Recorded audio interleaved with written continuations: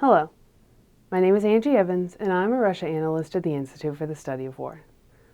Let's take a look at what the Russian military has accomplished over the last year and some of the critical issues they're facing in 2025. Russian forces began 2024 focused on seizing the remainder of Donetsk Oblast, beginning with the seizure of Avdiivka in late February. After taking Avdiivka, Russian forces continued to slowly advance west in this area throughout the year. Russian forces temporarily intensified offensive operations along the Kupiansk and Liman directions in winter and spring 2024, and began their unsuccessful offensive operation to create a buffer zone tens of kilometers deep in northern Kharkiv Oblast in May. Russian forces intensified assaults in Toretsk and mechanized assaults west of Donetsk City in June and July, and Ukrainian forces launched an unexpected incursion into Kursk Oblast in August. During this time, Russian forces conducted regular mechanized assaults and suffered high armored vehicle losses in exchange for marginal territorial gains. In September, Russian forces also intensified offensive efforts west of Avdiivka, near Pokrovsk and Selidove, and south, near Kharkiv and Volodar. Russian forces began advancing more rapidly in western Donetsk, but also began to take unprecedented personnel losses. Russian forces seized Volodar and Selidove in October and Kharkiv in late December, but suffered over 120,000 personnel losses in the last 4 months of 2024. So what went right and what went wrong? In total, Russian forces gained just over 4,000 square kilometers at a reported cost of over 420,000 casualties.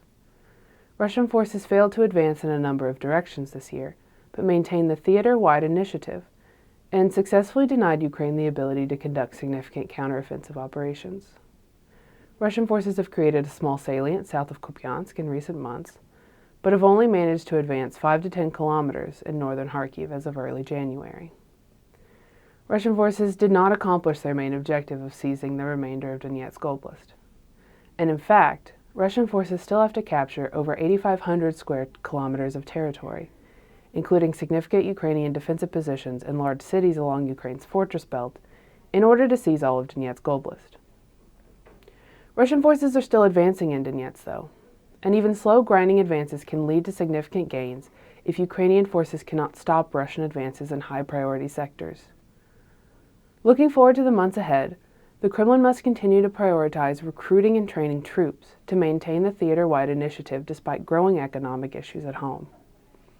Russian President Vladimir Putin may have to make unpopular decisions, such as a partial call-up of Russian reservists this year, in order to provide a sufficient number of troops for the war, especially given increasing Russian personnel losses. Russian forces are also burning through Soviet-era tank and armored vehicle stocks, and it remains unclear if Russia's defense industry will be able to produce or repair enough armored vehicles for the Russian military once these stocks run out.